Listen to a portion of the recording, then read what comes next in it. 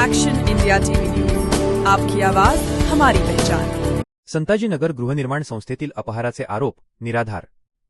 अध्यक्ष लहानू सखाराम बावणे यांचे पत्रकार परिषदेत आरोपांचे खंडन। भद्रावती संताजीनगर गृहनिर्माण संस्थेतील सुमारे 2.5 कोटी रुपये बाजारभाव असलेला भूखंड केवळ 15,000 रुपयांत विकल्याचा आरोप शनिवारी झालेल्या पत्रकार परिषदेत करण्यात आला होता। या आरोपांचे खंडन करण्यासाठी सोमवारी सायंकाळी भद्रावती शहरातील शास्त्रीनगर येथील बावणे यांच्या निवासस्थानी संस्थेचे अध्यक्ष लहानू सखाराम बावणे यांनी पत्रकार परिषद घेतली। बावणे यांनी सांगितले की मला दिलेल्या मुखत्यार अधिकारांच्या अधीन राहून आणि संस्थेच्या ठरावानुसारच सभासदांना भूखंड विकण्यात आले आहेत। संस्थेच्या सभासदांना नाममात्र दरात भूखंड देण्याचा निर्णय आधीच झालेला असल्याने कोट्यवधी रुपयांचा कोणताही अपहार झाला असल्याचे म्हणणे चुकीचे आहे। इतर सदस्यांनी माझे अधिकार काढून घेतल्याचा दावा देखील खोटा असून असा कोणताही ठराव झालेला नाही असेही त्यांनी स्पष्ट केले। संस्थेची उभारणी तसेच करविषयक सर्व जबाबदाऱ्या मी पार पाडल्या असून सर्व प्रक्रिया नियमाप्रमाणे झाल्या आहेत असेही बावणे यांनी यावेळी सांगितले।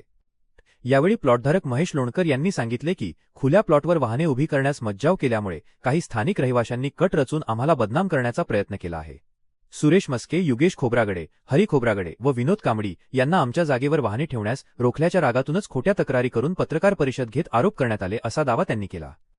जानेवारी 15 रोजी शासकीय मोजणी झाली असता संबंधित अतिक्रमणधारकांना त्यांचे अतिक्रमण तसेच पार्किंग केलेल्या गाड्या हटवण्यास सांगण्यात आले होते। त्यांनी 1 दिवसाची मुदत मागितली होती, मात्र आम्ही 2 दिवसांची मुदत दिली, तरीही त्यांनी अतिक्रमण हटवले नाही। उलट मोजणीदरम्यान गाडलेले सिमेंटचे पोल उपटून फेकले तसेच कामासाठी ठेवलेले सिमेंट बॅग व सिमेंट पोल चोरी केल्याचा आरोपही यावेळी करण्यात आला।